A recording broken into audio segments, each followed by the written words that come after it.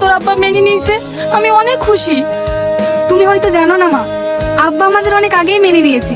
শুধু মান সম্মানের ভয়ে তোমাদের কাউকে কিছু বলতে পারিনি। আমি আবার তোদের জন্য কি করেছি? কেন? টনিকে দিয়ে যে প্রতি সপ্তাহে সপ্তাহে খাবার পাঠিয়ে দিতে, সেইগুলো তুমি আর কত লোকাবে বলো? আজ আমি তোমার জন্যই বেঁচে আছি। তুমি যদি টনি হাত দিয়ে 10 লাখ টাকা না পাঠাতে, তাহলে হয়তো আজ আমি আর বেঁচে থাকতাম না। আমি তোকে 10 লক্ষ টাকা দিয়েছি? আমি তো কিছুই বুঝতে পারছি না। কি হয়েছে মা? তুই আমাকে সব খুলে বলতো। আমার পেটে খুব যন্ত্রণা করছে, আমি কোথায় বাঁচবো না। ও মা গো! আপনার কিছু না, আপনি একটু ডাক্তার বাবু, আমার স্ত্রী কি হয়েছে?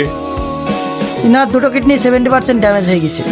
তাড়াতাড়ি অপারেশন করতে হবে, না হলে বাঁচানো যাবে না। অপারেশন করতে কত টাকা লাগবে ডাক্তার বাবু? প্রায় 10 লাখ টাকা। আপনি তাড়াতাড়ি ম্যানেজ করুন। 10 লাখ টাকা? আমি আর মনে হয় তোমাকে বাঁচাতে পারবো না গো। আমি এখন 10 লাখ টাকা কোথায় পাবো? আমি আমার দিদির জন্য যেভাবে টাকা ম্যানেজ করবো। তারপরও 10 লাখ টাকা নিয়ে আসি, আর টাকাটা দেওয়ার সময় জানায় ওই টাকাটা নাকি তুমি দিয়েছো। হ্যাঁ, টাকাটা আমি দিয়েছি। তবে ওই টাকাটাই হতভাগের ভালোবাসার বিক্রির টাকা ছিল।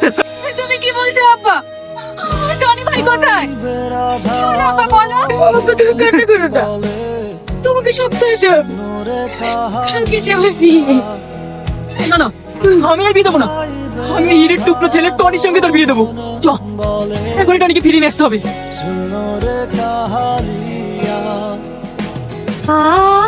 ওই দেখ, হতভাগা বসে আছে। আমি কোন মুখ নিয়ে ওর সামনে গিয়ে দাঁড়াবো? জামা, তোর ভালোবাসাকে তুই ফিরিয়ে নিয়ে আয়।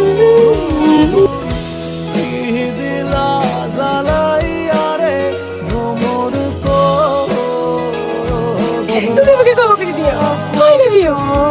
আমি তোমাকে অনেক ভালোবাসি সালমা।